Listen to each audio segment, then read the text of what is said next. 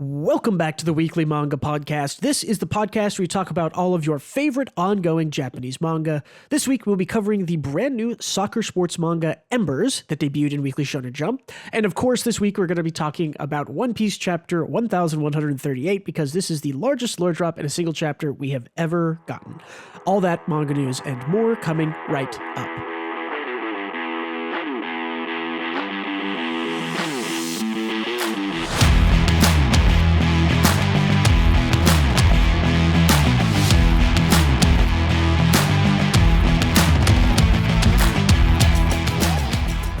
Hello again, my name is Bruce. I'm the proprietor of the White Gray Black YouTube channel. This week, I am joined again by my constant co-host, Gautam.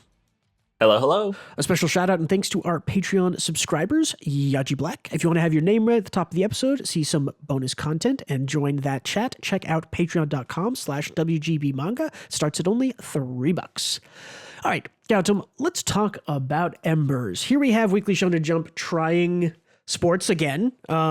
Their last two endeavors have both been really good and didn't sell and got canceled. I'm talking, of course, about Green Greens and MMA, Martial Mastery, which were both sports and both very good. How did you feel about Embers Chapter 1? Yeah, it's an interesting one. I didn't like it as much as either of the two that were canceled, Chapter 1, because I thought they were, to be honest, I didn't think they should have been canceled. I thought they were good. Okay, for sure. But with that said, I actually liked Embers Chapter 1. And I have like a few reasons for it, but I'll get into them in a bit. Sure. What did you think, Bruce? I thought it was okay. I thought it was kind of inoffensive. It wasn't necessarily bad, but it also nothing really hooked me or grabbed me, which I think is the big thing, where it's like, it was good, but it didn't grab me. Nothing was like, whoa, I'm excited, or this was really cool about it. Like, I thought the action paneling was good, but not great.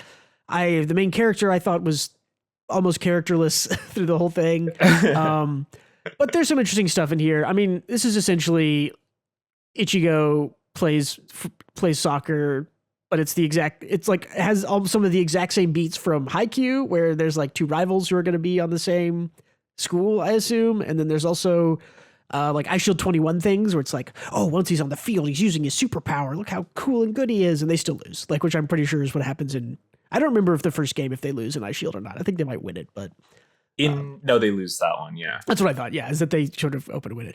But it's the art is good. It's like I said, it's not bad. It just didn't necessarily super grab me. I saw some other people mentioning, and I kind of agree. It has some pacing issues, in my opinion. There's like 2 time skips in Chapter 1, which is a bit too much. It was too fast, right? Yeah. I thought so too. Yeah. I really thought that Chapter 1 should have slowed down and ended like when they're walking onto the field to play the first game, which is, I think, where Eyeshield 21 ends its first chapter, like, coincidentally. I've just read that more recently, so. I agree. It should have ended before the first game, for sure. Yeah, doing the whole first game in the first chapter, I think, is a lot. And getting him to high school.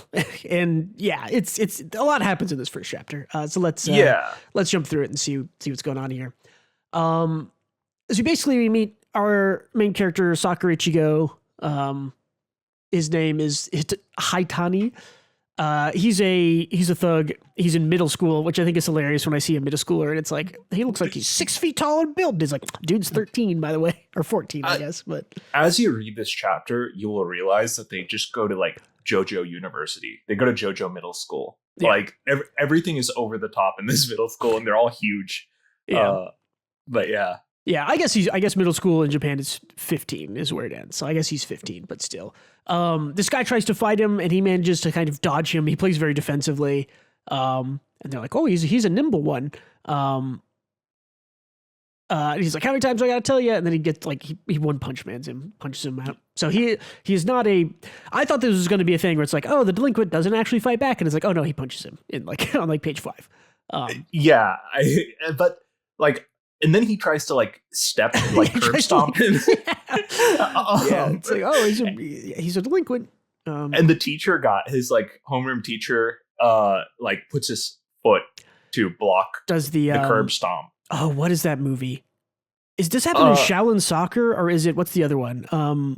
Hustle, what's it called? Kung Kung Fu Fu Hustle? Hustle. I think it's in Kung Fu Hustle, right? Where doesn't the grandma like stop somebody trying to stomp another guy just like this? Or like the foot goes out underneath it? It's like a blur in my brain, dude. I can't even remember. It's been like 10 years since I've seen it, but yeah. So something like this happens in one of those movies. It's either Shaolin Soccer or Kung Fu Hustle, who are directed by the same guy. But yeah, this exactly happens. So dude, look at this shit. Isn't like this panel on the left just JoJo shit with like the aura like coming off of them and then menacing at each other? The zoom in on the eyes, the like single thing. Yeah, it's given things. So basically the old guy challenges Haitani to like, oh, we're like, what does he say? He's like, come defeat me and I'll show you. And he's like, all right, we'll fight. And then the guy's like, no, we're playing soccer. And he's like, all right, that's fine. I'm the best around and I'll show you why. And it's just like, you know, they play soccer. The old guy wins. Haitani's sort of frustrated at that.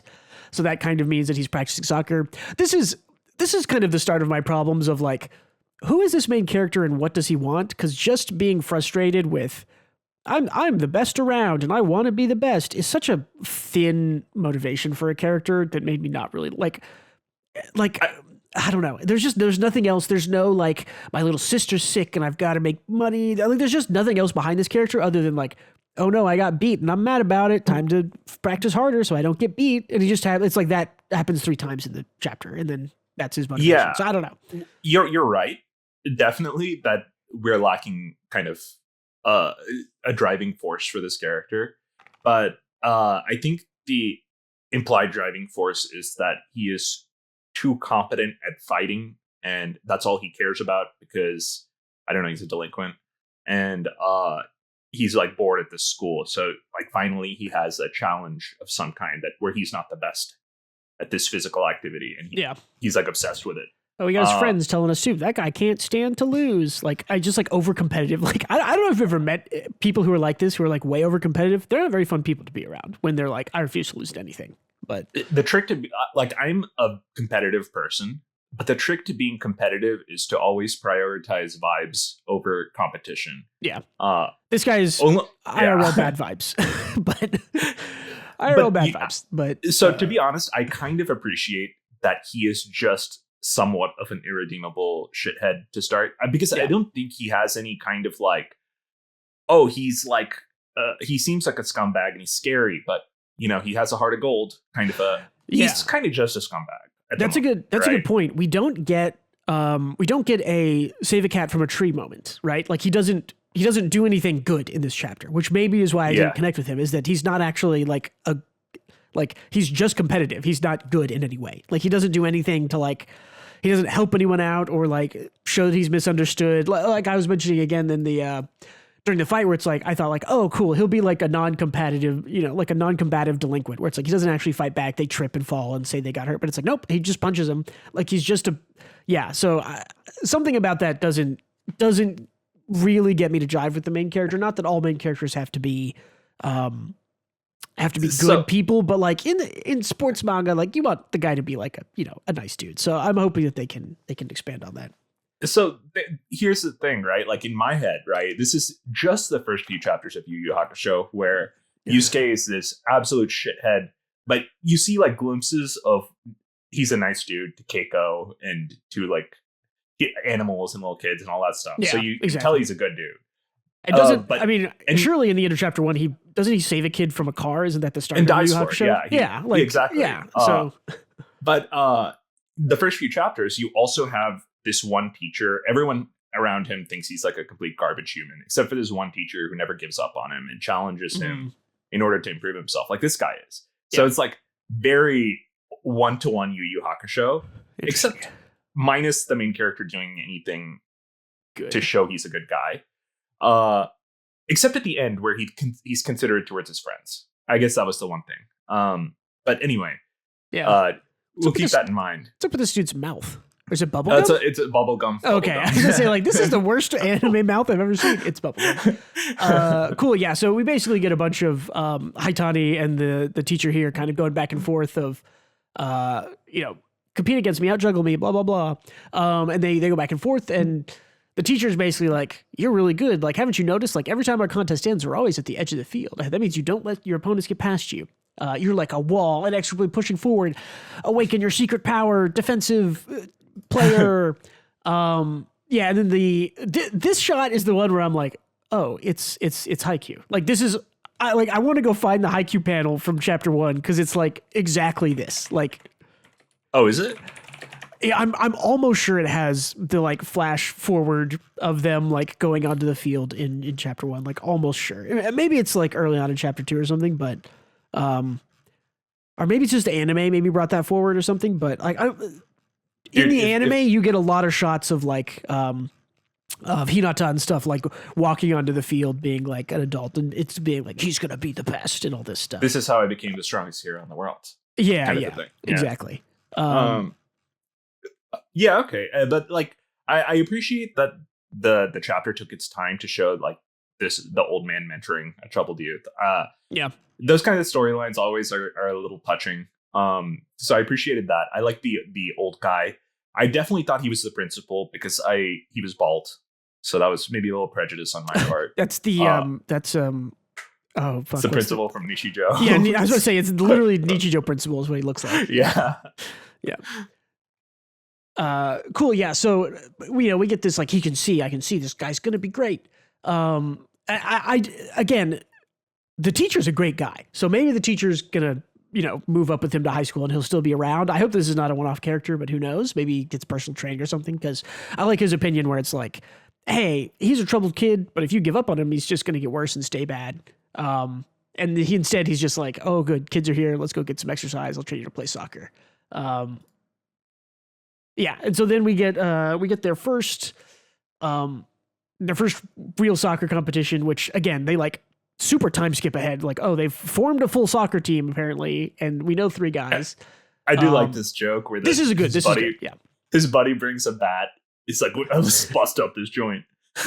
Yeah, this is maybe the one thing the character does where it's like, okay, he is a good guy. He realizes you can't bring a baseball bat to. Okay, we cannot give him credit for being a good guy, for like calling out his insane friend who brought a baseball bat. That's just like being a human being in the world. I feel like that's a low bar. Yeah. He does have one good moment though. I think you'll agree, but yeah, we'll get to it. Yeah, it's definitely coming up. So we meet Takami, who's a striker on the opposing team. Who I'm fairly sure these guys are gonna be on the same team together, or maybe because. Sports just works like that. It's just going to be. This is the black-haired rival. Yeah. The whole premise of this is Haikyu, right? Is like a guy who's really specifically good at one part of the game plays against a dude who's really good at the whole game, loses to him. They're then in the same school competing on the same team, and they'll have to learn how to work together to win. Like that's literally Hinata and I don't remember the dark-haired kid's name in Haikyu, but I'm forgetting. Kagami? I don't know. It sounds something right. Like that. Something like that. But anyways, yeah. Right? Like all Hinata can do is jump really high. And all this guy can do is play defense. And then the other guy is like actually good at the game. So I also like that it's like very Eye Shield like with the devil bat ghost with the after image. Right. I like that. That's very cool looking. Yeah, when they're actually playing the game, I thought it looked really good. Like I think the art in this is pretty good. The character designs I think are pretty decent. I mean, like yes, it's Ichigo, but like I don't know, Ichigo's a good designed character in my opinion. So it's good. Yeah, we get these 2 girls who I think are the managers in the high school. Who he meets one of them when he gets recruited at the end of the chapter, but. So I didn't know they were managers at the beginning. I thought they were just like someone who had a crush on the rival character. They might be at this point, but I don't know. But I know you're right that they're the manager because one of the girls was at the end. But I was like, how are they like talking about this high level soccer tech? You know, they're like, oh, this was a reverse trap. It's like, what? How do you know that? Like, this is a high school preliminary soccer game. It's like, don't you? Yeah. So yeah, he plays aggressively, plays defensive. We get there's some good panels here where it's like that guy actually kept up with my dribbling, and he's this like dark creature in the background. I like that. It's great. Yeah.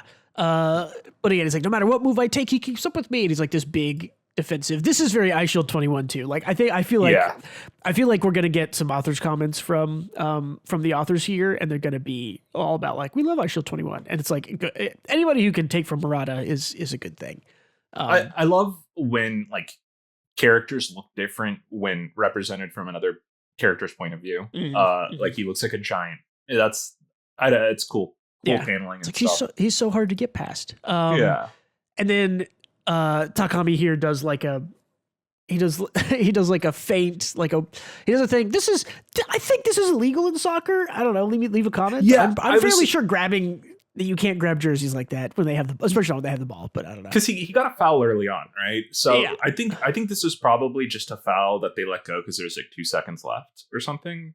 I can't tell. But I don't know. Maybe it's not like the rules of soccer are very strange. So everybody would be grabbing shirts and like chucking people around if that was legal. I feel like you can do like, it's kind of like basketball, right? It's like you can do like a tiny little bit of shirt grabbing, but like if the guy has the ball, you can't grab their shirt. I don't know, something like that. That's crazy. Yeah.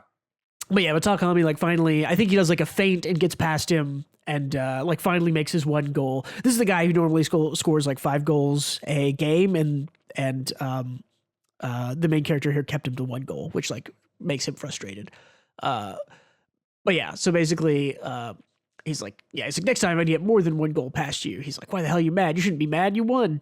Like, I'm the one who gets you mad. This is kind of his, like, is this the good character moment? All this kind of lead up of like, don't you forget me, I'll never live it down. And he's like crying with his coach. Like, I thought this was good. Yeah, that I guess it shows how overly competitive he is.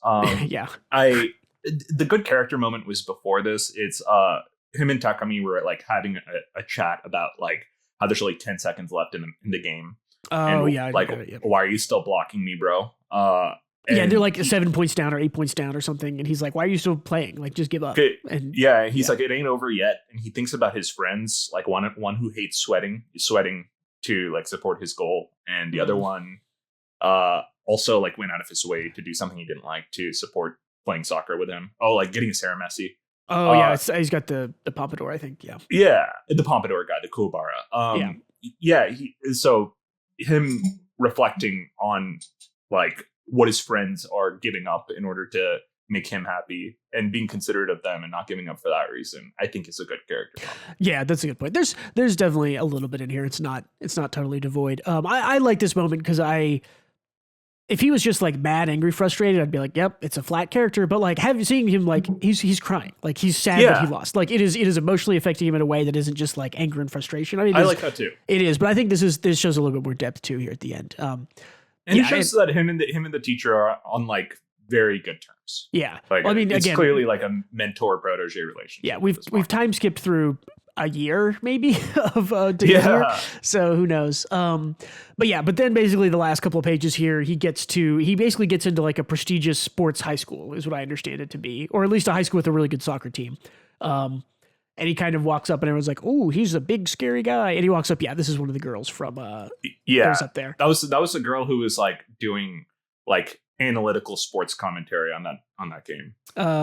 She's this one. Yeah. But he's like, what do you do? He's like, I'm here to play soccer. So the other series that this really reminds me of is Rugby Rumble. How much of that did you read on Jump Plus? I think only like 1 or 2 chapters, but it was fun. It's really fun. And the main character is an idiot, but he's also this sort of like, I'm just the strongest around, but I don't know how to play the game. So a little bit different from this, but everyone's kind of afraid of him because he's just like a huge fighting guy. But I think that's a really good one if people want more sports manga that are around. So never lost a brawl, never won a soccer match yet. I like that. Yeah. Well, I think like one part I do like is that I do like that the main character is kind of a shithead, like a Yusuke type of character, because I think in the modern day, a lot of people, instead of writing kind of dickhead, rough around the edges kind of characters, they make a character have scary eyes. Yes. And then everyone is scared of him because of his scary eyes, but he's actually a huge sweetheart in every other facet of life and is not a terrible person at all. And it's like they do this in rom-coms a lot, right? Where it's like it's the Toradora thing where Ryu from Toradora has the delinquent eyes, but he's like literally like husband wife. Like he's just exactly. So it's like all of these scary-eyed people. It's like you want to have a protagonist that the audience likes and would want to see the main girl and the main guy get together, but they're afraid of making them too much of a dickhead, so they just give them scary eyes instead. This guy's a genuine dickhead. He has scary eyes. Like we mentioned, he clearly cares about competition in the game and not losing, but also he like legitimately tried to kill a 15-year-old boy, like by stepping on his face. Like he did do that in chapter 1. So I do appreciate that this guy is just kind of a dickhead, and we'll have to learn to like him as we go, kind of a thing. Yeah, I just think in general there was, and I feel like maybe, do we say this about every new thing in Jump? Like there's too much in chapter 1. Like slow down. Like too much in chapter 1. Yeah, like this should have been 2 or 3 chapters maybe. But then again, you know what actually went really slow is like Green started really slowly and didn't go through like a whole, golf game and recruitment and everything in one chapter, and that got canceled. So, and MMA did the same, right? MMA had a fight in the first one, but it was just with those guys who were attacking the lead girl and not like an actual MMA fight, and that got canceled. So maybe people do need to see that the game looks good in chapter 1. I don't know. I think all you need is a solid hook to end chapter 1. You don't need to give us the whole premise, because I think that's just like, it's a disservice that it was like rushed through, that the rivalry was introduced, him playing the sport and getting into the sport. Getting his friends into the sport. Like there's a ton of stuff that was just skipped to like get him to high school. Like, so I don't know. And we have to fill in the blanks on how those relationships formed instead of seeing it naturally. Like I agree. Yeah. It's too fast. I would have preferred him just being interested in soccer, and him like hanging out with the teacher all of chapter 1. And then chapter 2, you have like the soccer game. Yeah. Or like, and does he needs to like learn the rules, and so I don't know. And that's kind of a lot of what like Rugby Rumble that I mentioned is about, is like, I think he maybe plays the game in chapter 1, but like he doesn't know any of the rules and he's just breaking them. And everyone's like, you're an idiot. Like you're big and strong, but you're stupid. You don't know the rules. So you have to learn the rules. So I don't know. It is very possible for this series to now sort of like grind to a halt and start having good pacing. And I think it'll be a good series. I don't know if I'm confident that it will do that. We'll have to see.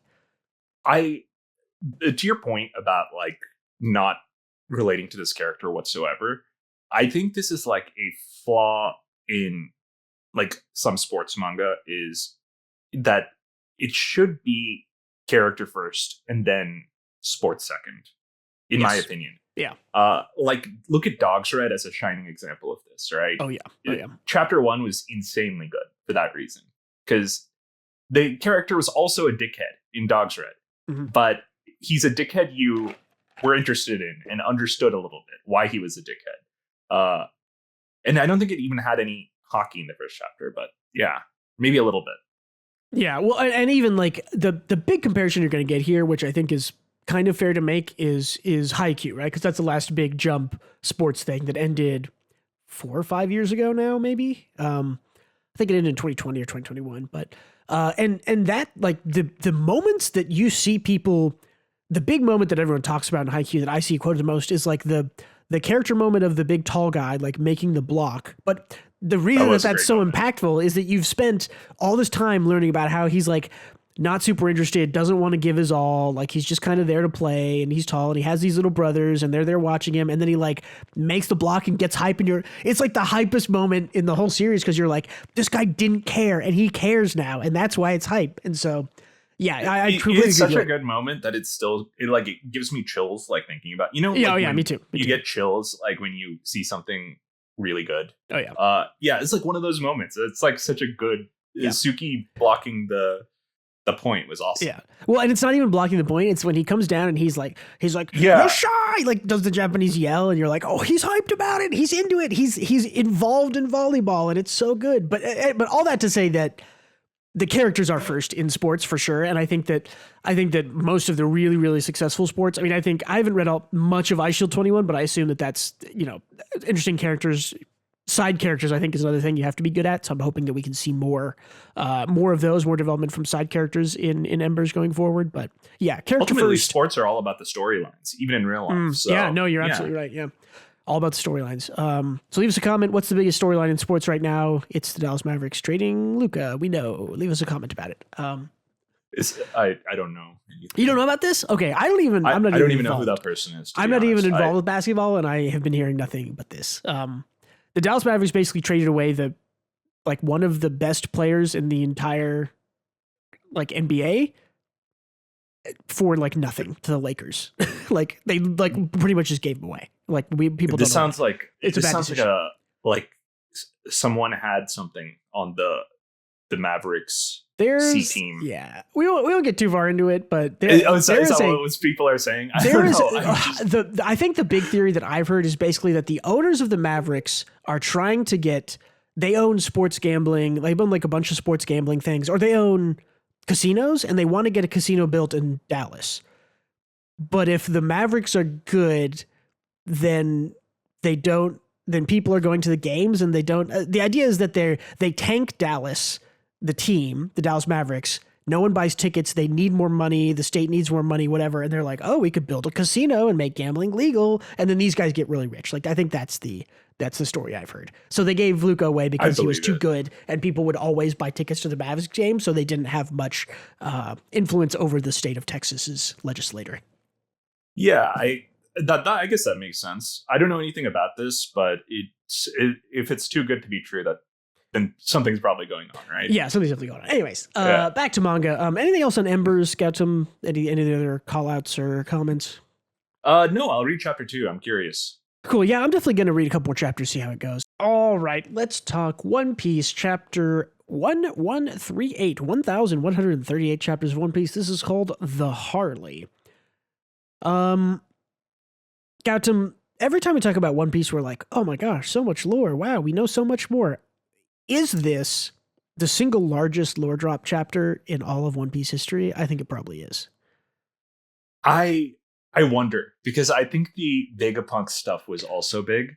But it took a couple of like different chapters for it all to come out, right? Like, I guess so. This was all like, it was like a lore jump scare at the end of the chapter. Yes, like you joke, but like legitimately, I don't think there will be a single panel of One Piece as analyzed as what we see at the end of this chapter. Let's go through it so we can get to the good stuff at the end. There's also like a lot a lore before it. Yeah, I was going to say, there's also a ton of stuff before. We learned that Shanks, our fake Shanks here, is the estranged older twin brother of Shanks, which I guess his name is. Oh God, he has a weird name which I've forgotten already. Something Garland, I forget. The Shamrock, that's his name. Shamrock Figureland. Is which gotta love names. But yeah, and like we mentioned when we talked to each other about One Piece, when Loki first showed up, we were like, man, he's probably a good guy. Like if Luffy doesn't dislike him and didn't like beat him up, he's probably a good guy. And I think we learned even more now that something's going on with Loki. I think that shows that he's some kind of good guy. I think this is also just confirms over and over again that Luffy is just an exceptional judge of character. So yeah, I mean, if like Luffy likes someone, he's probably good. Yeah, exactly. Yeah, like a essentially flawless judge of character without even thinking about it. Exactly. He's just like an immaculate vibes reader, I guess. Yeah, but, for sure. Essentially, Figureland states that Shanks is like kind of his wayward younger twin brother, who left the Holy Land to see the lower world, as he calls it, so basically the pirating world, and kind of fell in love with it and never came back. Returned once, but never really came back to their elevated lifestyle of celestial dragonhood.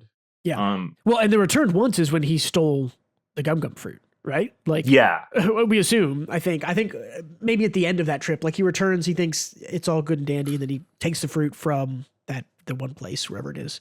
I think there was like the reason we all thought like Shanks was a little bit suspicious is because he went to go see the celestial, like the elders, but it could have been. We Shamrock thought he did. Yeah. I think most people are saying that's probably Shamrock. I think that was a red herring, and I think that's Shamrock going and talking to the elders there.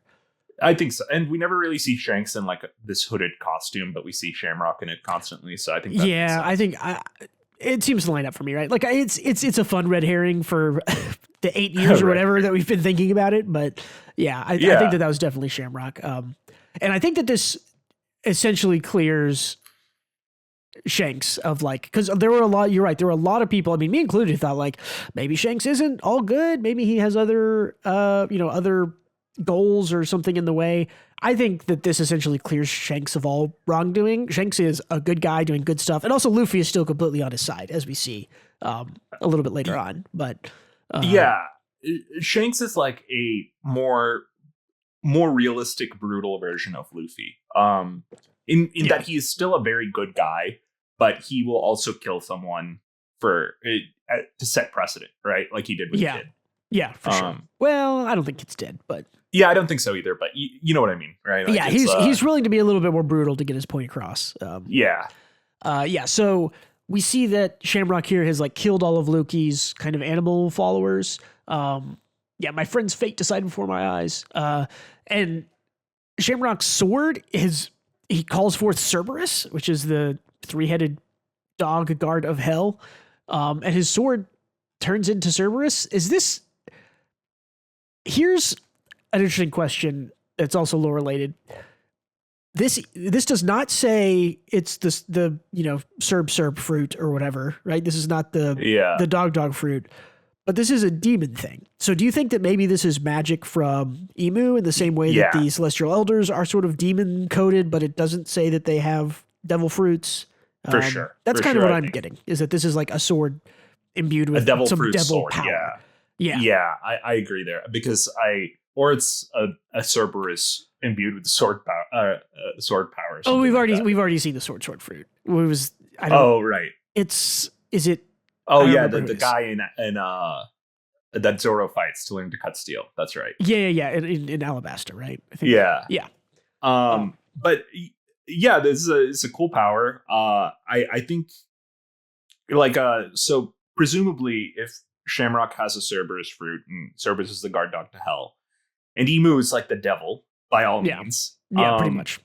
It probably means like Shamrock is his number 2 kind of a thing, or at least his protector of some kind. Yeah, I would definitely say it's more like Shamrock. Yeah, Shamrock and the others are like Secret Service, right? And he's like the head of the Secret Service of like your job is to protect Emu and the 5 elders and stuff. So yeah, I definitely think that's the case.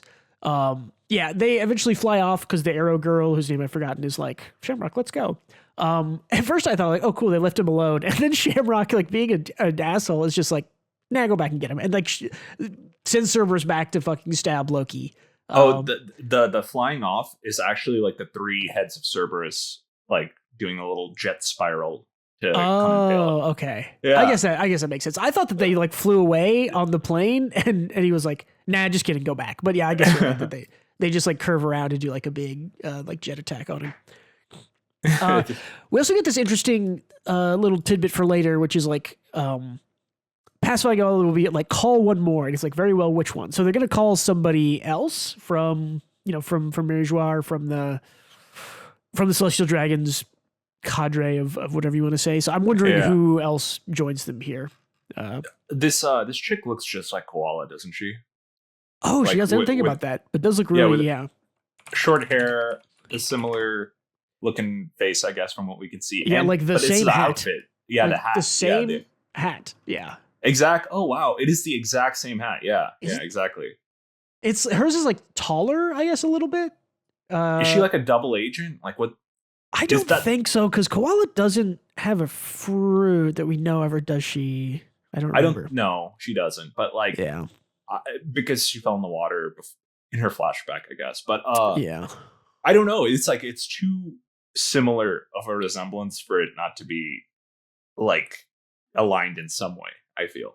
I don't know. She's okay. I'm reading about Koala now. So she started as a slave on Merijois. Yeah. So maybe this is like her mom. Like I would not doubt that there's a connection like that, right? Like her mom or her sister or something. Like this could be Koala's mom or sister, very much. I don't think I have it was in the Fisher Tiger flashback. I just don't remember that flashback super well. Yeah, I don't either. I remember her showing up at some point recently, Koala, but in the big between time, I think before. Before stuff. Either way, we got 2 doppelgangers who just stabbed Loki and flew off, and are going to try to kill children, I guess. Yeah, and we also so Loki is the god of tricksters and trickery in Norse mythology. So I do wonder, he says, even I can't handle getting run through by those. I don't know if he's trying to, if this is Oda communicating us and that like, oh, this is actually a threat to him and very bad that he gets stabbed and, you know, Luffy or somebody will have to come save him. Or if this is more of like his trickery of like, he'll pretend to be dead and do some kind of trick and he'll be okay. I don't know. I think he's saying usually he's just a beefy guy, but he can't take that blow because he's in Seastone chains. I assume he has like a fruit that helps him be trickier.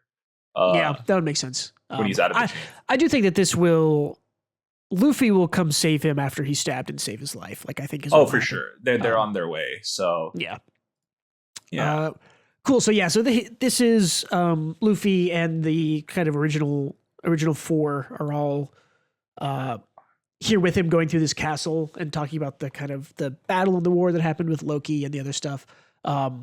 And this last remaining guy sort of like looked like Shanks, and Luffy's like, "Fuck you, shut up, it's not him." And it's also funny that, you know, Luffy is an idiot in most regards, but he just like exactly accidentally comes up with like, this guy must have just looked exactly like him, like a twin or something. Again, he's like, just an excellent judge of character. Like he knows for sure. But I think it's definitely just Luffy being like he loves his pals and the people that supported him. That's why he's acting like this. But he's right? Because they're like, oh, maybe brothers. And it's like, yep, okay, they're onto it, which is good. There's no idiot plot of like, what could it mean? A guy who looks just like Shanks. What could it be? And they're just immediately like, must be a guy who looks just like him. Maybe they're brothers. It's like, yep, you got it. The Giants are like very nice guys after getting knocked out because I'd be like, no, fuck that. That was Shanks. He was a huge asshole. Yeah. I like how Luffy doesn't calls like Bellamere Mollymere. Yeah. Because he did not hear that backstory. No, he slept through that whole backstory. Yeah. He just walked away during that backstory because he didn't need it to go save Nami. But like he also just doesn't know it now. So it's good. Yeah. We also get down here more lore stuff happening. Luffy's talking about Shanks here. He says, I've never heard him talk about his family, just that he was on a pirate ship ever since he was little. And we see a shot of, I think everyone is assuming or correct that this is Scopper Gaban, who I don't remember anything about, but everyone's talking about. That's made up. That's not a real character. What? Yeah, Scopper Gaban? Scopper Gaban apparently is this guy. Is a Roger Pirates guy. I don't know who that is. That name has never been mentioned, I feel. Two X's. Yeah, I don't. Everyone is saying that like in discussions and stuff. So maybe let's I don't disregard know. Those people because like Who knows? I can't. I even if it is Scopper Gaban, it doesn't matter because we don't know anything about him. So I guess we'll see. Yeah. Yeah, I thought Roger Rayleigh and those guys were his family. It's like the Roger pilots, not Buggy, not you, Buggy. Not you, Buggy, except you. Which is funny because Buggy is great. This is the first time you remembered Buggy. That's true. Yeah, there you go. Moving up Buggy, the ranks. Yeah, it's way more important that Luffy remembered his name than his bounty. We jump over to Frankie here, who's following around. I don't remember this giant's name. There's lots of names in One Piece. He's walking around the Atom Tree, and she's talking about how like there's some children's drawings. He kind of sees a big mural, and like, yeah, like really kid scribbles, like they're estimated to have been drawn somewhere between 800 and 900 years ago, which if correct puts them right in the period of the Void Century. Frankie is the only person who is going to see the most important panel of One Piece in a second. Yeah. But yeah, he calls out Robin. He's like, hey, we got to tell Robin about this. It's like, I got to say, for a drawing from Elbaf, they don't all look like giants to me. And we get little hints here. It's like, that's right. In the history we're familiar with, there were sometimes wars between the races. I think we see here that these are the giants with horns, maybe, or this is something like that. Horns, these, I think, are the Beastmen, whose name I forget. Zoe. Yeah, the Zoe. This is the mermaid. Or it's the mermaid because they've got the fish scales. Yeah. Yeah, but never cultural exchange, they mentioned. And then, she says, like, maybe it's nothing more than a child's dream, Luffy's dream. Okay, anyways. Wow, yeah, maybe Luffy's dream is like unity in some way. It would make sense. Yeah, I think it is. And it's one of those things where everyone kind of scoffs at it. It's like, and I guess I would say the leading theory, the theory I see presented most for what is Luffy's unheard dream is that he wants, like, everyone in the world or all the races or something to like have a big party together, right? Where everyone's that's just like awesome. you. Like that's I think kind of the leading prevailing theory that it's something like that. So But yeah, so we skip to the Walrus School where Robin and Chopper. They're in the out library and they say, so this is the Harley, which is the title of the chapter. It's like, sure is. Like, wow, it's huge and old and dusty. It's like all the various myths and legends of Elbaf were created based on this original text, since there are so many interpretations of it. And it means the sun god all the warriors in Elbaf believe in has a different personality depending on who tells the story. Ain't that funny? So yeah, the story's split up into 3 chapters, they say. They say the 3rd chapter describes the world we live in today. It's about something that's going to happen in the future. In fact, the legends of Nika are seeded all throughout the world. The one common feature is that he always shows up laughing to his rhythm. And they give you the doom da da da, whatever the rhythm there is. And Robin, thank you, Robin. The best character in One Piece is like, good. Shall we just read it then? Yeah. And she reads it, and I love this reaction face from Frankie. It's like so like Oda does not get enough credit for drawing good reaction faces, like drawing good emotions on faces, but he's very good at it. It's like one of the best parts of One Piece is that the reactions are on point. And just the emotions in general on faces. I think are great. She reads it and she says, the first world within the earth, there was fire. And we get the big panel. So we'll be here for a bit. I'll just read this just for, if there's audio listeners out there. This says, the first world, within the earth there was fire. Mankind succumbed to greed and touched the forbidden sun. The enslaved prayed, and the sun god appeared. The earth god raged, and with its serpent of hellfire, shrouded the world in death and darkness, and they will never meet. The second world, within the void there was breath. The forest god tamed demons, and the sun spread the fires of war. Those of the half-moon dreamed, those of the moon dreamed. Man killed the sun and became god, and the sea gods stormed, and they will never meet. The third world. Within the chaos there was emptiness. The inconvenient remnants recall the promised day and hear the voice of the half-moon. The sun god dances and laughs, guiding the world to its end. The sun returns and brings a new morning, and they will surely meet. It's fucking... One Piece is the greatest story ever written, Gato. It's the best story ever written, man. So good. It's so good. So I don't really like go on the subreddit or anything. So I haven't read any of the theories. So okay, good. Whatever I say might be disproven or is stupid. Who knows? But kind of here's what I'm getting from it, right? Yeah. The first world and the second world were both in the past, and the third world's in the future. Or today and future, I would say. Today and future, exactly. Present and future. And the first world, basically the world was consumed by darkness, humanity enslaved, and they were all praying for sun god Nika to kind of like break the chains. And the sun god appeared, but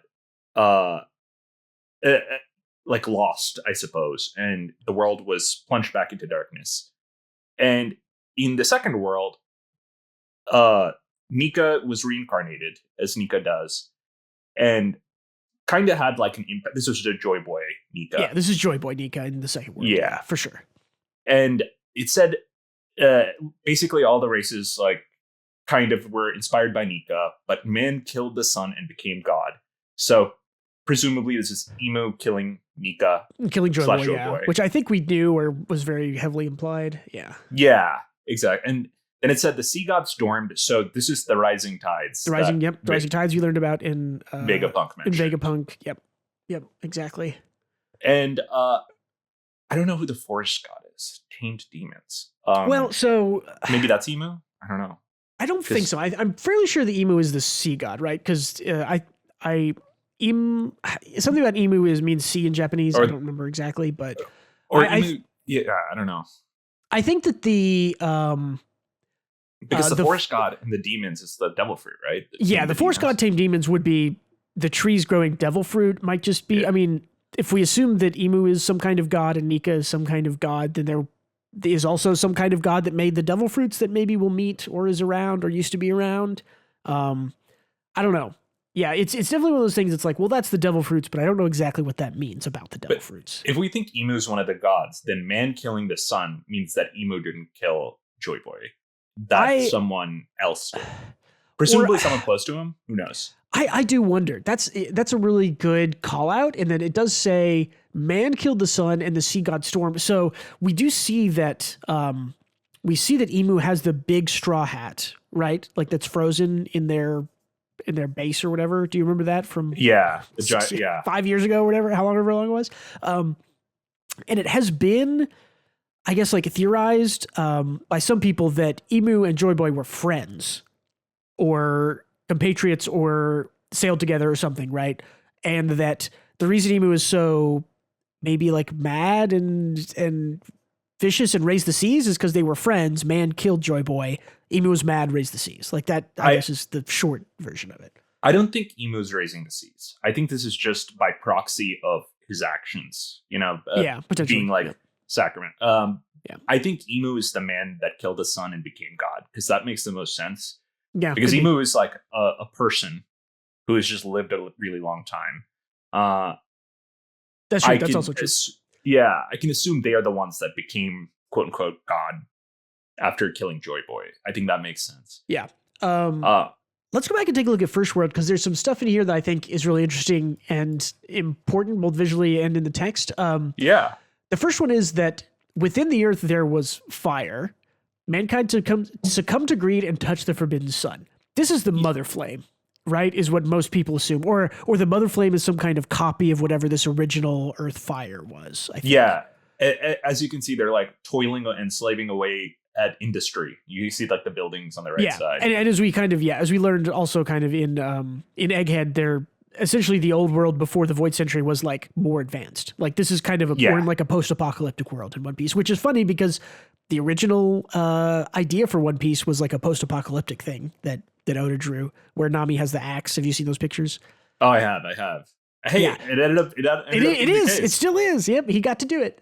So the enslaved parade. It's interesting to note. This is not things that I noticed, but things that comments. I believe that there are 19 human-shaped people here, and then the king, who looks very much like Emu, if I will say. 1, 2, 3, 4, 5, 6, 7, 8, 9, 10, 11, 12, 13, 14, 15, 16, 17, 18, and then I think 19 is here at the very bottom. So that's the original Celestial Dragons. We were told there's 20 of them, right? Or 20 kingdoms or something like that. So, I see. They're also, like Noah's Ark. Well, and this is the I'm going to get the names wrong of everything. This is just called the Ark, right? Or what was the boat that was in Fishman Island? I forgot. Yeah, I think it's the Ark. Let's just say that. I think it's or Noah, is that right? Noah is known as the Ship of Promise, an armored ship created during the Void Century by the denizens of Fishman Island. So maybe Noah and you see is you see like the animals, like the two pairs of like animals at the bottom. Yeah. There's also I think that this is an Ark. This is Noah or Ark or whatever. I think Noah is what they call it. There's also interesting in that there's another ship up here that appears to be flying and shooting lightning down. That's Pluton. It's Pluton, right? I think that what we're seeing a lot of here is I think this is Pluton.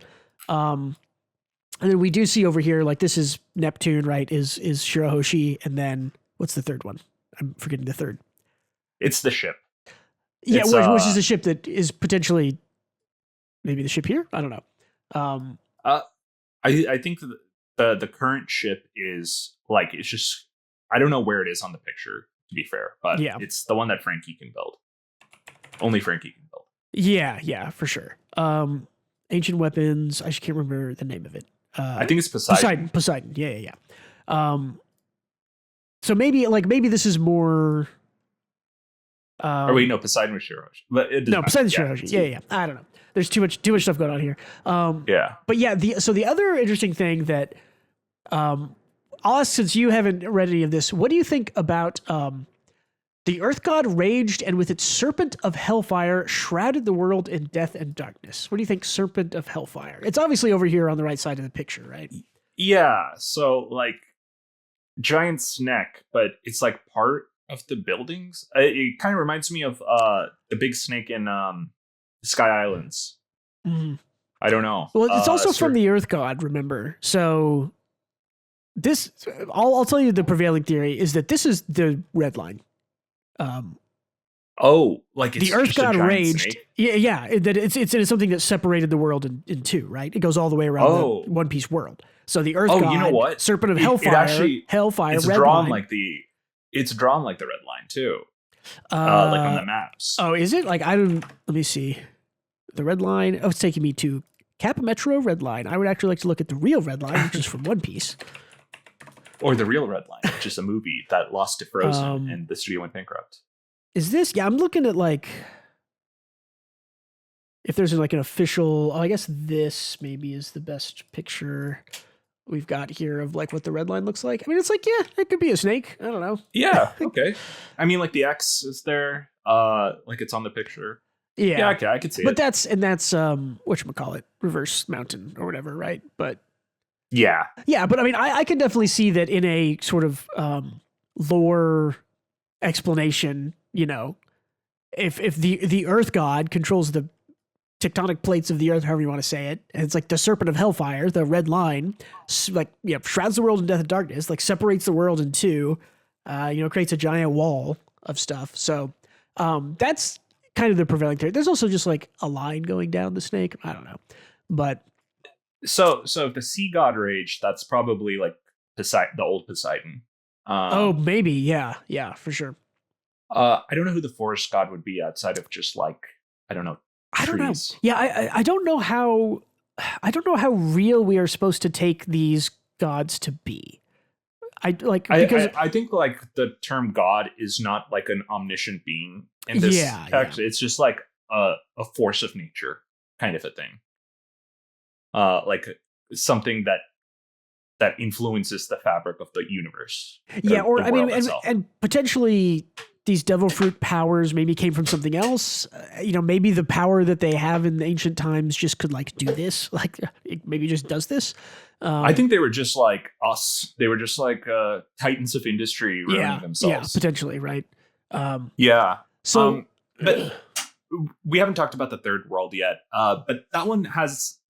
I guess is like the least we have to talk about because it's happening. There's definitely still some stuff in the second one that is important. For instance, like those of the Half Moon dreamed. The Lunarians. No, those of the Moon dreamed of the Lunarians. Oh. The Half Moon is the D clan, my dude. Think of a half moon. It's the letter D. I can't make a... What?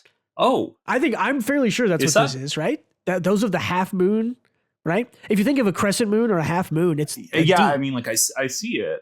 I don't know. Like I do see it like visually, but I don't know. I don't know. There's also there was a translator note or an interview with the translator whose name I'm forgetting, with Stephen Paul here. And he said that this line was tough to translate because it actually says like crescent. It's a more implied to be a crescent moon. So like like the edge of a D, I guess you could say, than half moon. But there is an earlier chapter, like chapter 230 or something, that's called like Dreams of the Half Moon or something like that. And so that he kind of like changed. 292. Yes. Chapter 292 is titled To Meet Like the Half Moon Hidden by Clouds. I don't know if that is necessarily important for what happens in there, but I believe that he mentioned that is why he translated that as half moon and not crescent moon. But either way, and Oda has continually said that no one has really figured out, and he said pretty recently that like no one's actually figured out what the D clan means or like what the D means from the D clan. And that's because like the D doesn't stand for anything. It's a half moon. Like Monkey, part of this half moon clan, like Monkey half moon clan Luffy. Like I think this feels pretty good to me. I don't know. I don't know. It doesn't feel good to me yet. Okay. Because I don't know. I need something in the series that is, I guess, it points towards it more, and then I'm on board. But I think that there's probably more hints that we're missing that exist in the 1,137 other chapters of One Piece, but other people can find those and lay them out in a Reddit post. But I do think that when it says those of the moon dreamed, those are the Lunarians. The moon is featured here. It's interesting because, like, what do you think this demon in the center is that's kind of fighting with this? I think this is the sea god, maybe? Because I thought it was like the forest. Or it could be, course. well, the tree is there, right? That seems to be the Atom Tree. So maybe the Atom Tree has something to do with this Earth God or the Forest God. So the Forest God and Earth God are different here, I'm assuming. Yeah, they're different. And then there's three gods. There's a sea, forest, and earth, and then there's the guy who killed the sun. Yeah, who this is Emu, and he's holding the power of the sun, but yeah, something here. We also see, we could talk about this left side now, I think. Is there anything else on the first or second world that stood out to you, or anything in the picture that is interesting that's to the right of the tree and the demon here? I don't know what the thing is on the moon, like the little circles, but I've been staring at it and I can't figure it out. I think it's just like craters on the moon, right? I don't know. Maybe. I mean, it's interesting, and this is thing that everybody brings up is what's his name flew to the moon, the electric guy at the end of Skype. Yeah. I was gonna say, I thought it might have been Cope that Enel is ever making an appearance in One Piece again. People have been talking about this for 20 years.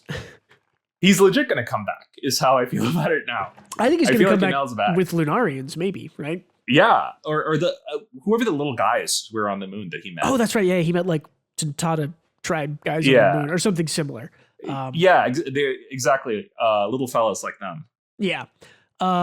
Lots of cool, interesting things on the left side that we basically already know I think we know what almost everything on this left side is. Like, because this is that Iron Giant from Egghead. These are the Beastmen. Laboon.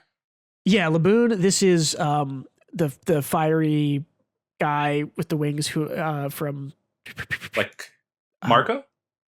Could be, yeah. I think this is either Marco or who was the King? Lunarian guy, King, right? Was his name? Yeah. Yeah, exactly. It's King or Marco or it's somebody like that.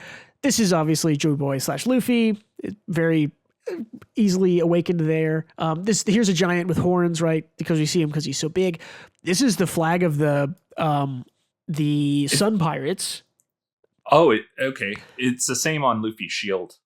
Yes, which the Sun Pirates, that would make sense because the Sun God Nika, Sun God Pirates. This is the Wano, obviously people. Yeah, just because she drew a little shuriken to make sure you knew, which is funny. I think this is just the Straw Hat fleet right down here, more fleet. But we have Shirahoshi, we have a Tantata, we have a little small dude. Shirahoshi leading other fish there. And yeah, another Beastman, another Zoe. That guy looks the funniest, the little squirrel guy. I don't know why. Yeah. So then there's a giant. And these are the Marines on the left here, right? And I think another giant. Totally. I think maybe two giants here. But yeah, we kind of know what's going on the left. It's like Luffy and all the allies he gathered versus Emu and the Marines, and which is what the end game is. So it's here. Yeah. The end game has showed us what we're going to see in the next 2 to 12 years. And so essentially the third world says the sun god dances and laughs and guides the world to its end. I think it's the reason it's different interpretations is because some think it's like an apocalyptic event and others think it's like a new beginning. Yeah. And I think it's the series is called Romance Dawn, or was. Mm-hmm. So I mean that Romance Dawn works perfectly as a title, even without all this backstory, but it's even more perfect with, Yes. I get why Oda would have initially wanted to call this thing Romance Dawn. Yeah, it makes sense. Yeah. So another thing I will say, just for the line here in the third world that says, the inconvenient remnants recall the promised day and hear the voice of the half moon. To me, this is reinforced if you think of this as okay, I'm more on board with the D. Yeah, the remnants recall the promised day and are led by the will of D, right?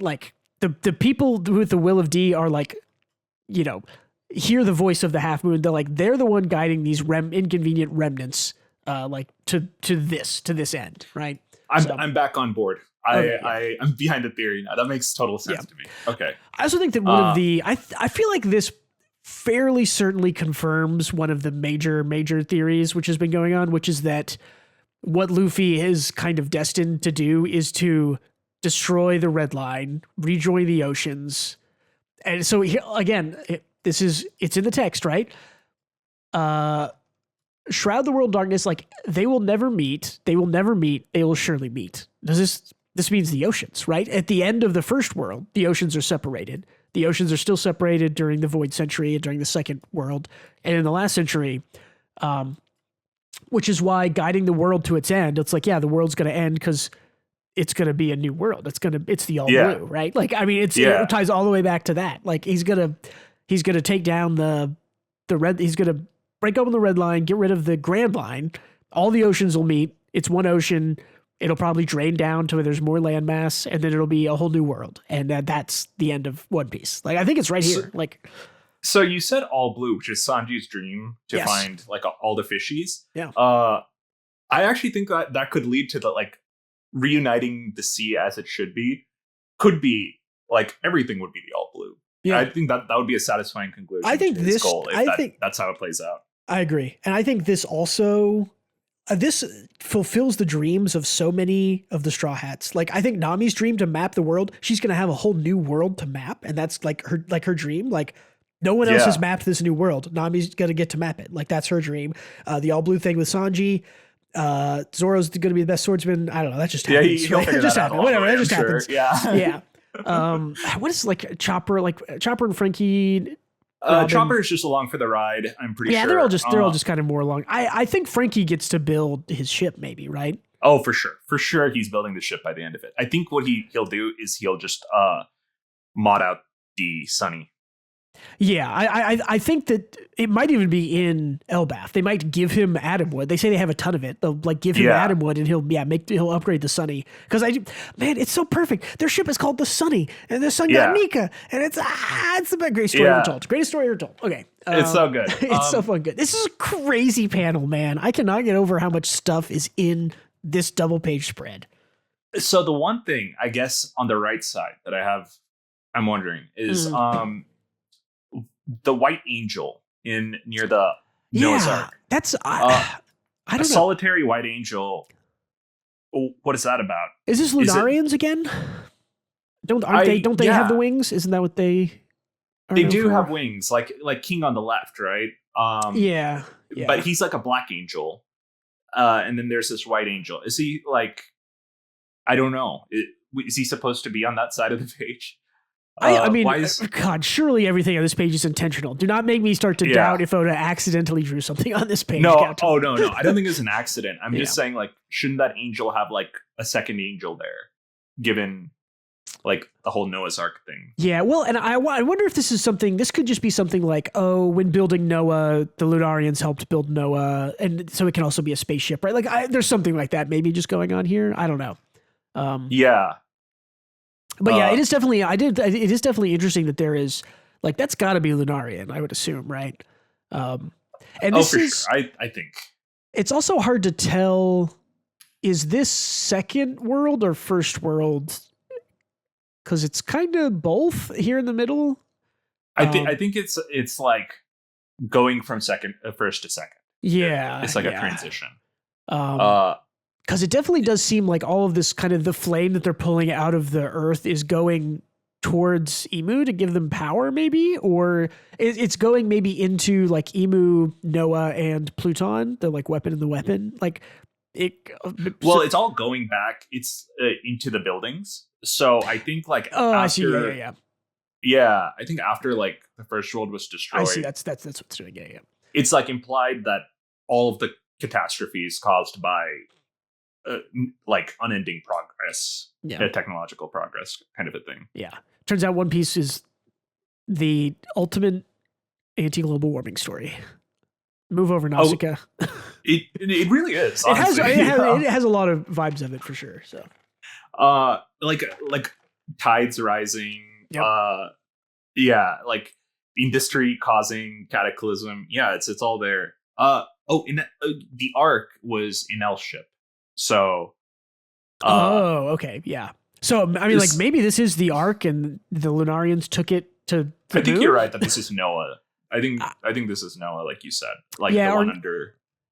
Well, because it does say it was. Yeah, it did say in the quick wiki article that I glanced at that Noah was built either like during or right before the Void Century. And this is, I think, kind of on the timeline. Like when you get to the middle here, where Pluton's coming down in the tree and Emu's here, like this is Void Century-esque. So yeah, I think this is maybe Noah. Yeah.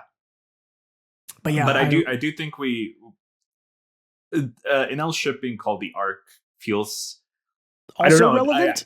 I'm an L posting, but like, yeah, I think he's coming back. Like I He's never coming believed back. it. The whole time since I've read One Piece, people have been like, oh, like Eno's coming back. He's on the moon, but he's coming back. I was like, no, he's fucking not. Like you're so stupid. That story is over. And now I'm like, no, he's coming back. Like I'm 100%. He's back. You know, he's like literally like he has no redeeming qualities. He's the ultimate shithead loser asshole, right? Yeah. But the reason we want him back is one, because he had like lightning powers, and that's awesome. That's cool. Yeah.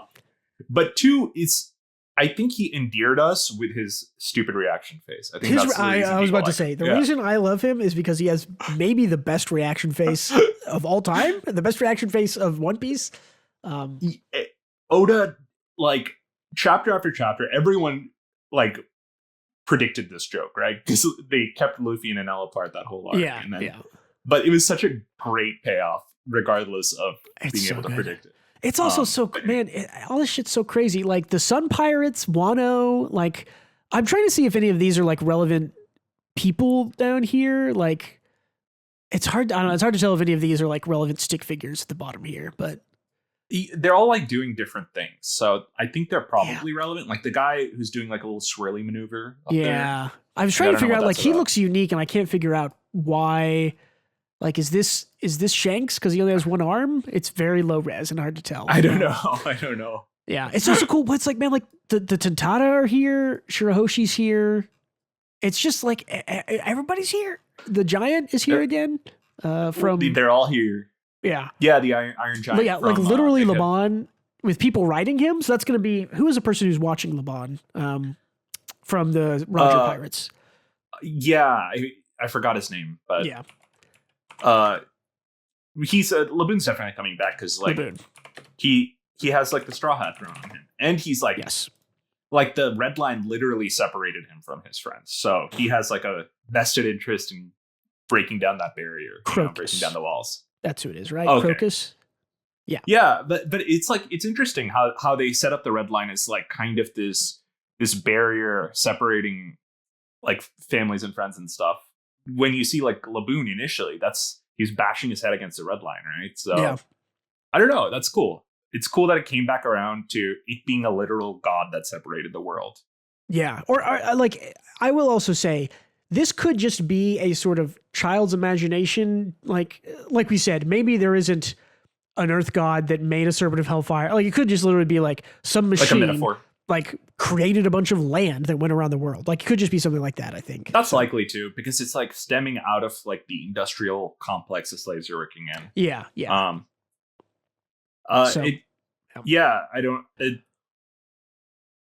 It's interesting. They're throwing like the little mother flames on the right, onto these like people who are descending on an elevator. Mm-hmm. With halos. I'm not sure what that. Yeah, I noticed that too. These people go down and then they're sort of like given halos as they go down, and then they come up with mother flame fire and then give it to the city. Yeah, I don't know. I guess the mines, who knows? Or I guess I think the mother flame could be like a copy of whatever power this is that they're pulling out of the earth or something like that. Because the mother flame exists now, but it's I don't know. I haven't thought about that too much. Well, it exists now because Vegapunk recreated it. Yeah, true. So maybe Vegapunk did the same, took stuff. Maybe he had like one of these is the mother flame, and these guys are pulling like one mother flame out of the earth every 5 minutes, and it's like that much power or something. Well, Vegapunk is like a super turbo genius. That's true. Yep. Is like better at everyone than like, he's like the smartest guy. I think these people are like us where technological progress is like a collaborative effort. Whereas Vegapunk is just like, okay, I can do everything because my brain is so huge. Yeah.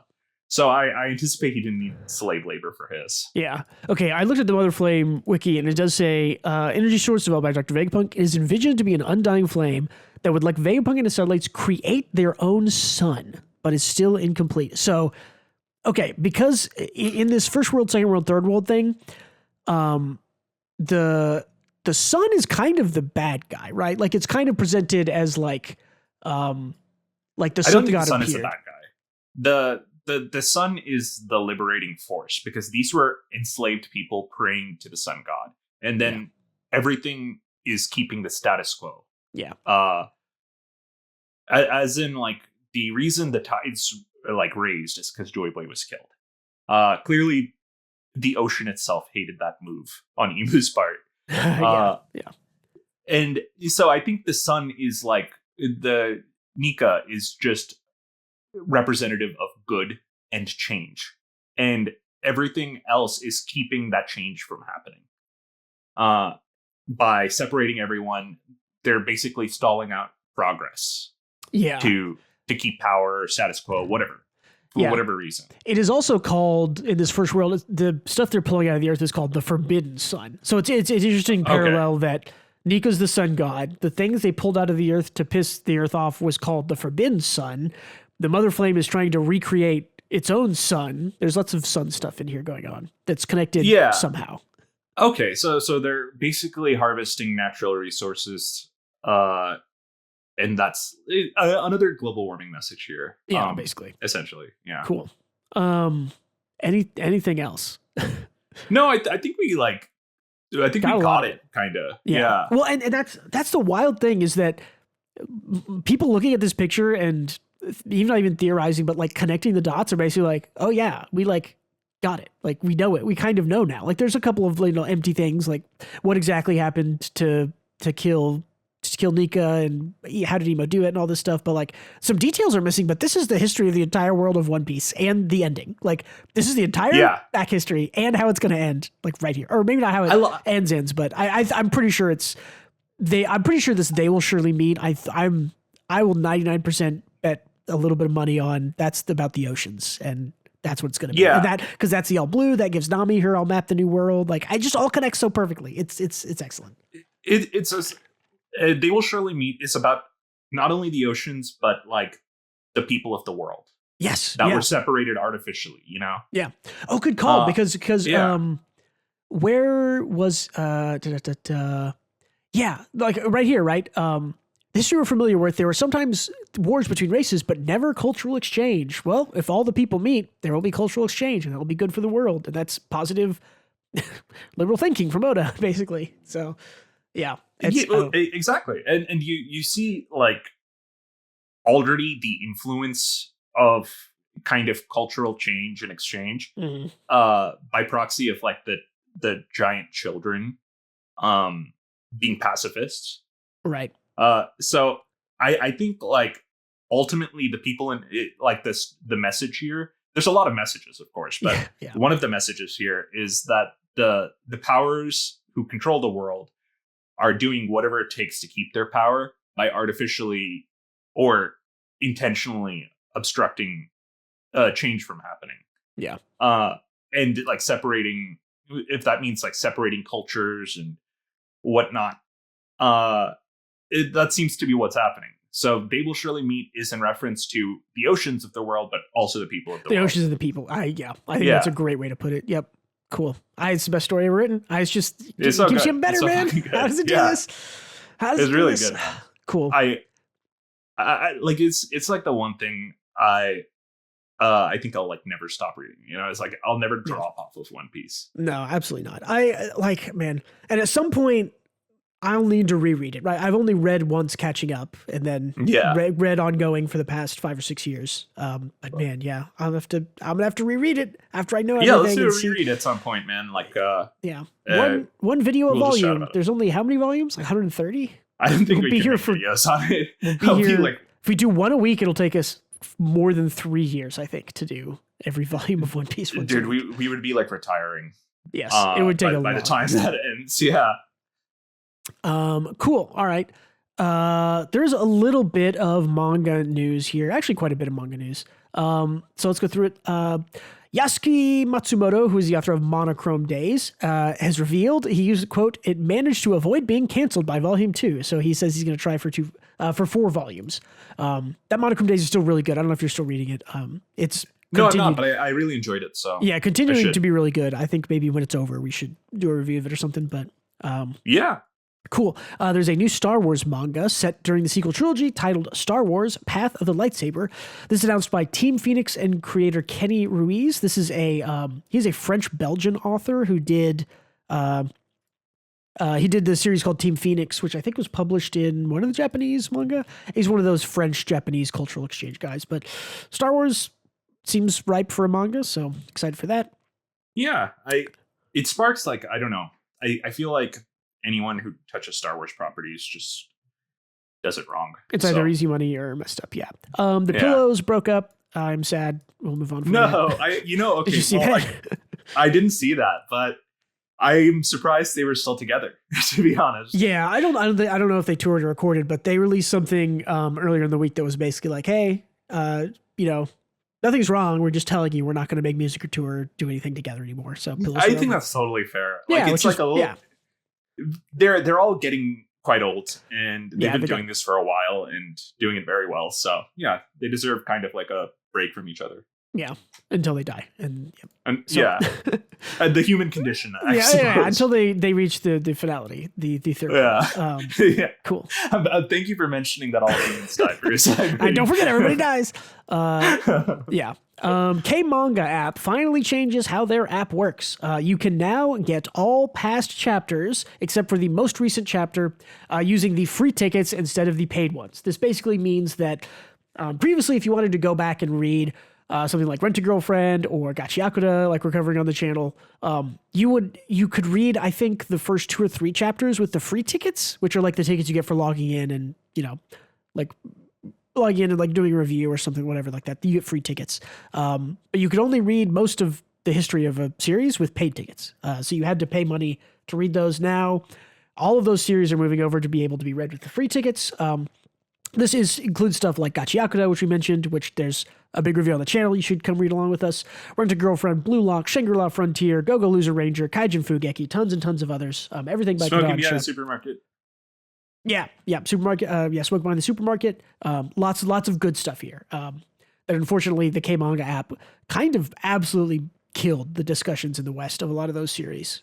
Yeah, because everybody is like, nobody's going to use this double currency system unless it's an exploitative gacha game, in which case they will. But like, I am hesitant to use anything that makes me turn dollars into E-bucks in any kind of way. And at a rate that is not 1-to-1 or 1-to-100, right? Like if $1 is 100 points, I can understand how much money I'm spending. When it's like $1 is 89 blue points and 15 yellow points, it's like it's intentionally done that way so you don't know how much money you're spending, right? It doesn't feel like you're spending real money. And it's like those systems are inherently meant to kind of deceive. It's predatory, yeah. So fuck that system. I'm not surprised that it went really poorly for them. Yeah, especially when their biggest competitor, Shonen Jump, is doing it much better. Basically just free. Or in the West, it's you pay $3 for Viz or $3 a month for Manga Plus, and you can read everything, all history of all time. It's like that.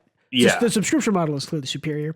Like the thing is, even if K-Manga charged even like $8 or $10 a month, I'd probably just pay it and read all that stuff because I want to read a bunch of that stuff. Their official translations are generally good. They don't have bad translations. It's high quality scans. The reading app is not that bad. It's just all the other stuff around it that's bad. They have good manga and a good reader, but all the stuff around is bad. But anyways, good on them for changing it. Go check out if you ever want to read or catch up. Reward them for making a good choice by going and hopefully reading some of that. Agreed. I read Galaxius because and Galaxius, it needs the help. It needs to survive. They released the volume 2 cover, and it looks great. Like the covers of Galaxius look amazing. The art is excellent. I feel it in my bones that it will be canceled, and I really don't want to. It's had so much trouble. The author had to like take a break, and then it got moved to off of the main thing. But like, it's so fun. Like, it's so good. Like, look how good this cover looks, man. It's so good. Yeah. I hope it lives, dude. I really need it to live, and I think if it lives enough to get an anime and it gets a decent anime, people will be like, "Wow, this is actually really good." And after what happened to Drunk Bullet and Ginka and Luna, I still haven't forgotten. I won't forget. MMA and lots of good stuff gets canceled. Yeah.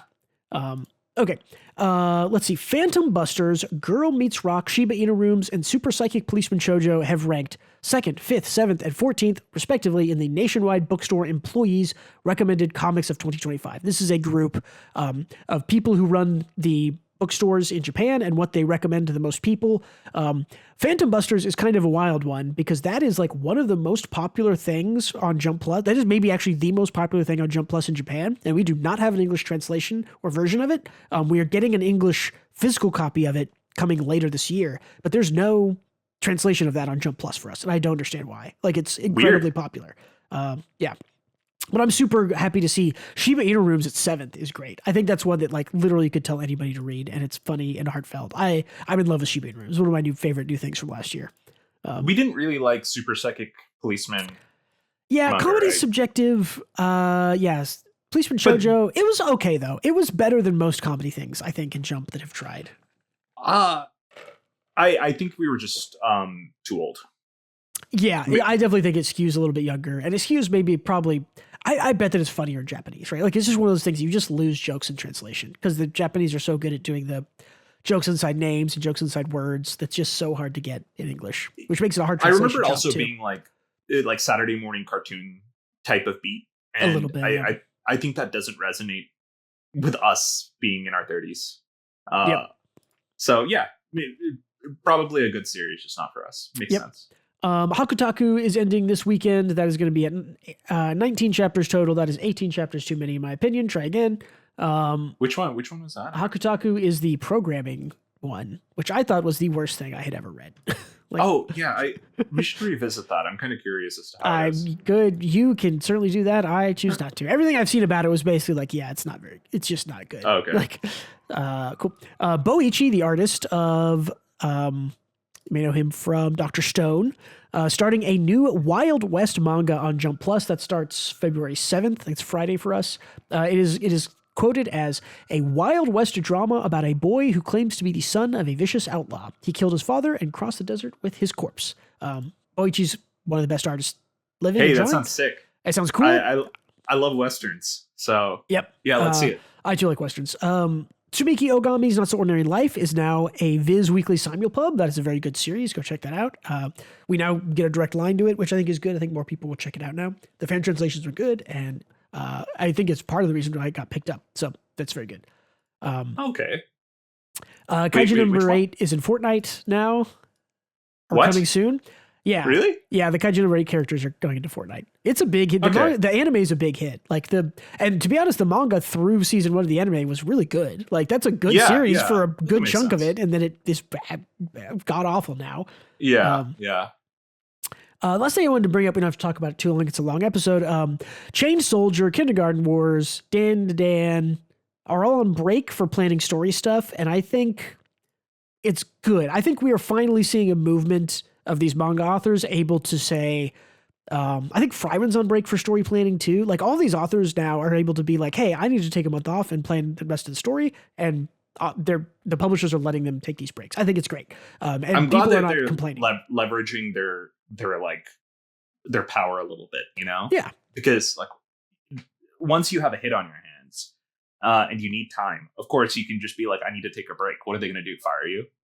Well, and it's also, and it just improves, like, man, I'm still so sad about My Hero. Like, if Horikoshi could have taken a break like this a couple times, I think we would have gotten a really impressive story that ended up kind of falling off at the end. But yeah, I think that we are seeing in real time that this manga authors taking extended breaks for story planning and for recovery is becoming more normal, right? Like when Yukinobu of Dan took a break, no one was like, oh man, like, what is he taking a break for? Is it bad? And people are stopping doing the they need to take a break for health reasons, and it's a week off. Instead, it's just like, these manga are all getting a month off, and they're taking it and they're planning their story, and then they'll come back and they'll finish it out or whatever. It's so much, they're moving towards a healthier state where, you know, I still wish that all manga was just the Oda thing, like 3 months on, 3 weeks on, 1 week off. Like, that's a good. For publishing I'm cool with that too. 3 chapters a month, I think that's great. And it never feels like there's not enough. I mean, there is not enough One Piece, but it never feels like there's not, you know, like, oh, we have to skip 1 week of One Piece and then it's back for 3 weeks. So that's great. So I think the problem is that you're like cutting 25% of your like revenue. Yeah, I guess it's like one less volume a year. Yeah. So But they're better volumes and people like them more. So I don't know. The artistic side of me here. Says, oh yeah. gotta Hey, give don't get people me wrong. breaks. I'm always on the side of whatever is best for the person, the individual making the thing. Yeah. But unfortunately, it's all about the money. For everyone who runs this shit. So yeah, as long as they can keep the engine running, they will. Cool. Let's talk about one more thing. Like I mentioned briefly, is Kindergarten Wars, which Approaching its end, I hear. I think entering its final arc. I think it'll still it might end this year, it might end early next year. It still could definitely be 30 or 40 more chapters. But yeah, we got a really cool kind of pre-break chapter where some big stuff happened, everything lined up. All of our good guys are kind of here, ready to take on the world. And yeah, this is kind of the last page of the chapter that came out this week called The Final Arc, Shall I Begin the End? It's like, this series has impressed me maybe more than anything in that we talked about this when it first came out, 2 years ago or whatever, of like, oh yeah, it's a dumb little joke of haha, she's a kindergarten teacher that's a murderer and she makes funny jokes. This is like a legitimately fucking amazing like series. Like I love Kindergarten. It's so good. And like the drama stuff that is happening and the break and this author's on break for a month to plan out the end. So I'm really excited. I think it's going to be, when this gets an anime, which I think soon, maybe this year, maybe next year, I think it's going to pop off and be great if it's animated well. Because this is a great story. Yeah, I got to catch up so we can cover the final arc. Yeah, definitely. Catching up now would be the time to do it because this is a good time to get to it. Be like, oof, yeah, and then take a couple weeks off. So cool. I suggest everyone read this. Kindergarten Wars is great. Tell me about PokeRogue. So yeah, I've been playing PokeRogue. It's a Pokemon roguelike. Honestly, an amazing game. Very difficult, but I'm liking it more than I like most Pokemon like mainline games. It's just great. I think you'll get like 1 billion hours out of it, and it's free, so you should go check it out. Yeah. But what I actually, since we were talking about westerns, have you ever seen True Grit? Which I've not seen the old version. I've seen the new version. New version, yeah. That's I watched it like last week. Oh, that's a great movie. Yeah, it is so good. It's Coen Brothers, I think, right? Yeah, I think so. It's the Coens for sure. Yeah. I thought it was an amazing movie. I thought, because it was called True Grit, it would be like this really fucked up western, like a There Will Be Blood kind of. Oh, no, yeah. Fucked up movie, but no, it was like a cute, and fun, and sweet movie that was also dark at the same time. Yeah, it's like some people get shot and die. It's the West, but yeah, it's pretty earnest and honest. Yeah, I guess. Yeah, and the little girl was great. She was so smart. I loved her. Yeah, she's a big star now. So. What? She like voices Vi in Arcane and did we talk about this already? Because I think Haley Steinfeld, right? Haley Steinfeld is the actress who's we might have talked about this last time then, because I remember you telling me that now. She's in Haley Steinfeld. Yeah, I'm trying to think. Okay. Arcane. She was in Hawkeye apparently. Yeah, she's Hawkeye's female replacement partner, whatever you want to say. Yeah, she does the voice of Gwen Stacy in Spider-Man Into the Spider-Verse. Kate Bishop, was so good. So I'm glad she's like a big star. Successful. Yeah, and she's awesome. Good in that movie, from what I remember too. So yeah, she was great, and I thought like all of the men in that movie were kind of all like troubled, egotistical, like it's like this is a man's job kind of a thing. Yeah. And they all kind of came around to her way of doing things. Yeah, for sure. I love that. I loved there was like this scene where Kurt Russell and Matt Damon were just like shooting potatoes out of the air. Matt Damon was in that movie. Yeah, he was good. He was like a really pathetic character. I liked him. But they were both just like having like dick swinging contests by shooting potatoes out of the air. And Kurt Russell was drunk as fuck. But yeah, it was great movie. Cool. I think that is it for this week. Hey, thank you everyone for listening or watching. Don't forget to leave us feedback and leave us a comment. Let us know your wild One Piece theories. I want to hear them. Give us an upvote, thumbs up, like and subscribe, all that jazz. Check out Twitter, Patreon, linked in the description. Thank you for being with us yet again this week. See you later. And don't forget to read more manga and read more One Piece.